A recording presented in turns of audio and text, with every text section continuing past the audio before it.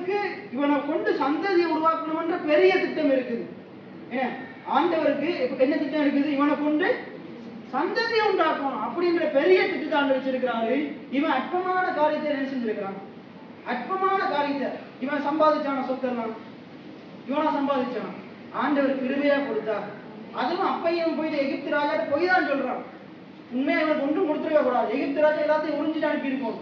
ஆனா எகிப்து ராஜா எல்லாத்தையும் கொண்டு போன்னு சொல்லி அப்படி அவனுடைய கையில் கண்ட தயவு கிடைக்கும்படி செய்தா எல்லாரும் ஓசியில கிடைச்சா இவனுக்கு அப்ப என்னது? இந்த சொத்து எல்லாம் என் பிள்ளைக்கு போகாம யாருக்கு போயிரும்? அவனுக்கு போயிருமே, இவனுக்கு போயிருமே. இன்றைக்கும் கர்த்தர் தான் உங்களை கையின் பிரயாசத்தை ஆசீர்வதிக்கிறான். அதை காப்பாற்றணும்னு நிறைய பேர் ஓடிக்கொண்டிருக்கிறீங்க. கடவுளை விட்டுட்டு நீங்க அதுக்கு பின்னுக்கு ஓடிங்கன்னா காப்பாற்ற முடியாது. அதனால கொஞ்சம் கவனமா நம்ம இருக்கணும். கர்த்தர் இல்லாம இந்த காரியங்கள் என்ன செய்யாது நமக்கு. எல்லாம் கர்த்தர் கூட இருப்பாரா இருந்தா உங்களுடைய சிரசின் மேல் ஆசீர்வாதம் தங்கும். எத்தனை பேர் ஆமேன்னு சொல்றீங்க? கர்த்தர் இல்லாட்டி கர்த்தரை தூக்கி எங்கேயாச்சும் வச்சீங்களா இருந்தா அது எப்படி போகும்? துன்மாட்களுடைய ஆசையோ அழியும்.